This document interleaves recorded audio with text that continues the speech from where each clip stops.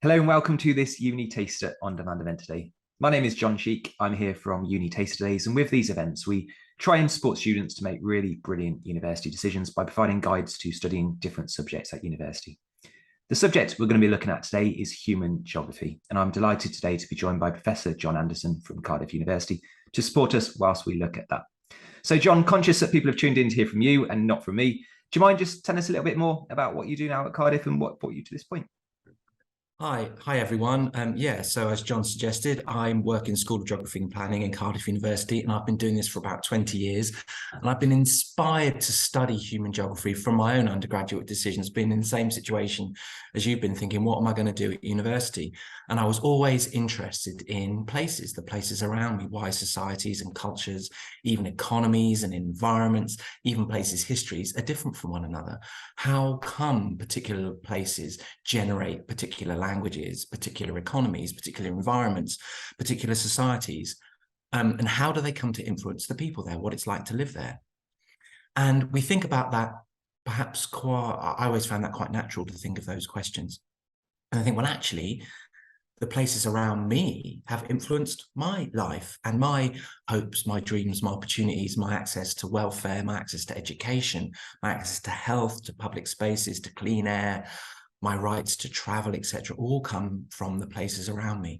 So I realized that human geography was this brilliant crucible in which we can look at the economy, the environment, we can look at culture, and how these come to influence who we are. And so, yeah, this is how why human geography as a discipline is so exciting area to work in. Great start, really interesting. So, okay, so say a student is currently exploring what they want to do at university and looking at various courses, and we'll touch on perhaps the differences later on between geography and human geography and things. But do you mind just giving us an idea of why you think a student might wish to consider studying human geography at university?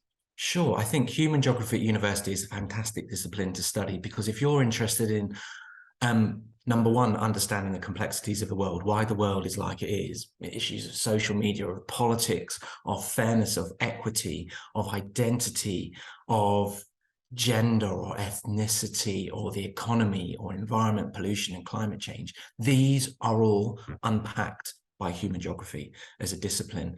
By looking at the places around us and how those different subjects come to be, connected to and defined by those places, we can start getting to grip on the complexities of the world and why they are like they are. But it's important to note that human geography is not simply about understanding these complexities of the world in the 21st century, the contemporary challenges we all face, but to engage with them and transform them. That's what human geography is about. It's a practical discipline to understand why the policies, why the rules and the governance about the world is like it is, understand what's wrong with it, and engage with it to transform it. So if you're doing your A-levels or equivalent qualifications now and thinking, I want to do something that I can help change the world, then human geography is the discipline to study. So, John, if a student's potentially considering, well, maybe they're considering studying geography and perhaps they're now starting to explore human geography as part of that. I know when I did my research before, I'm pretty sure, hopefully I'm right with this, John, you originally studied your bachelor's in geography at the University of Hull, stayed on for a master's, then went to Bristol to do your PhD, and now studying human geography at the moment. So given that you yourself studied geography in the first instance, then obviously expertise switched very much to human geography.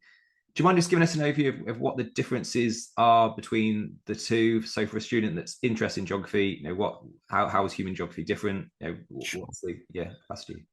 Geography at university, it's very easy to make this slip. Geography at university tends to mimic geography at A-level, i.e. it's an integrated discipline between physical geography and human geography. So almost like the sciences at A-level, where you might do biology, physics and chemistry together at university, you can either keep them together or you can split them apart.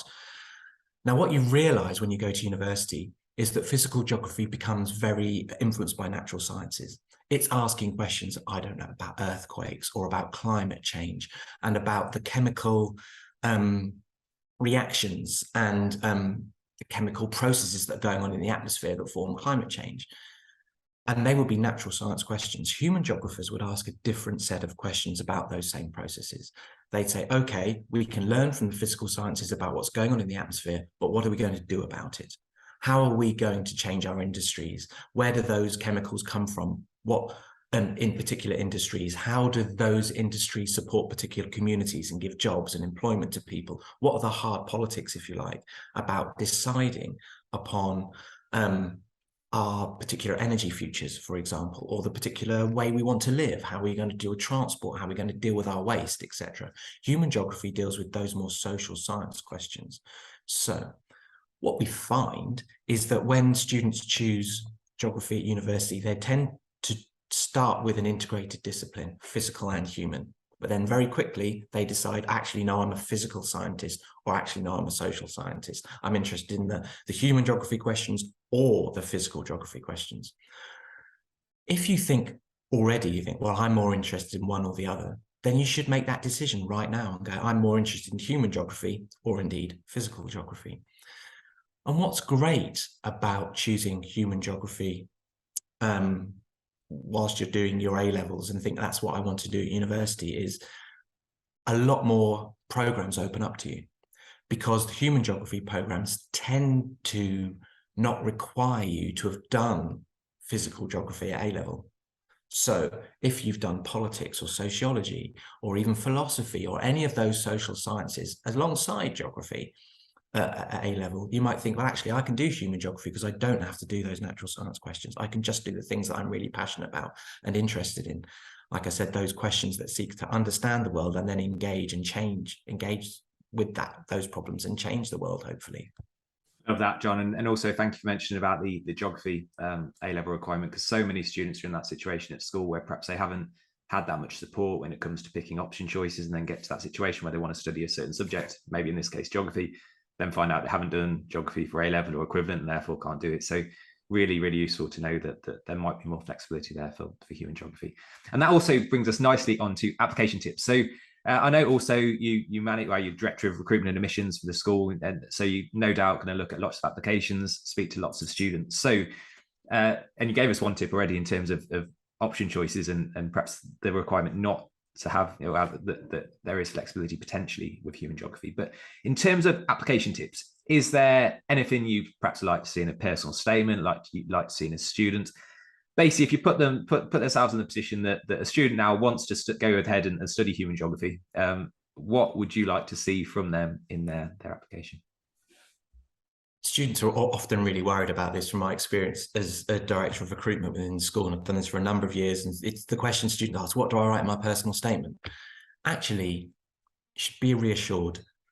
It's not a massive bear pit to fall into. It's not a massive hurdle to jump through. And it might be the most simplistic bit of advice I'm going to give, but just be yourself on it. And if you wanted to think about it a little bit more, think, okay, what do we want to read? We want to have people in our lectures and our seminars and our workshops that are enthusiastic, that are passionate about the subject, that want to be there, that ask us and their colleagues in the room a difficult question that would put a different point of view. So we want to see that in your personal statements, that you're interested in the subject, you've thought about where that interest has come from. That might be because you just work in Tesco's and you're beeping different products through as you're working on the tills and going, the rice, where's that come from? Mobile phone, crikey, that brings up interesting things about technology, about connection, about what the world is like today. Beep, beep. You don't necessarily have to have traveled to a far-flung place and done anything exotic. We can find the exotic and the extraordinary in the everyday, communicate that through your personal statement on why you think human geography is the subject that will allow you to pursue those questions and ambitions and those interests. And write it just in a way that, demonstrates your enthusiasm and your excitement. That's what people want to read, because they're the people they want to speak to in their classes. That's brilliant. Thank you so much. And then the final question is going to link to careers. Now, careers is very much on the agenda in schools, and it's really good that it is. And many students watching this are thinking, you perhaps, by speaking about human geography, you've really, I won't say sold it to them because that's not the intention, but I'm interested from hearing you. So let's say a student does decide to study it, they take the application tips on board, and then actually looking at what they want to do afterwards, and an overview of potential careers. So, and I know it's difficult because there's probably loads of different avenues that careers go to as far as their careers. But do you mind just giving us an overview of what careers students might well go on to afterwards? Sure. Again, students who are considering doing human geography at university, if they're thinking, is this going to get me a job, or am I just going to turn into a geography teacher? Just a geography teacher, how dare you? Be reassured. Geography, human geography, is one of the most employable degrees out there on the market. There's league tables for everything in the moment, and human geography is always in the top 4, and the Champions League places the most employable degree. So if you're one of those students who think, I know precisely what it is I want to do, and it might be in mapping, it might be in terms of research, it might be geographical information systems, it might be in terms of politics, it might be in terms of local authorities, education, voluntary work, all these jobs are open through a human geography degree. But also if you're thinking, I'm not quite sure, and maybe by doing my degree, I'll find out, which was particularly my position, then human geography is one of those disciplines that's highly employable in a range of areas. And the reason is because we're interested in so much of the contemporary world and how the economy, society, culture, etc., feeds into particular places. And we're interested in engaging and seeking to critique those issues, then you get a lot of core transferable skills through a human geography degree that are applicable in a range of in a range of industrial sectors. You get to clearly understand what problems are, how to engage with them and articulate them clearly to a range of different audiences, and identify particular solutions to those problems. These are the sorts of skills that employers want. And these are the sort of skills you get through a human geography degree. John, that was absolutely brilliant. A fantastic guide to human geography. And also, if we ever play on-demand webinar bingo, we've got Tesco and Champions League in there. So that'll be a good one that jumps out. So the final thing I just want to say is a big thank you to Professor John Anderson joining us from Cardiff University for this look at exploring human geography at university. Thanks, John. Cheers.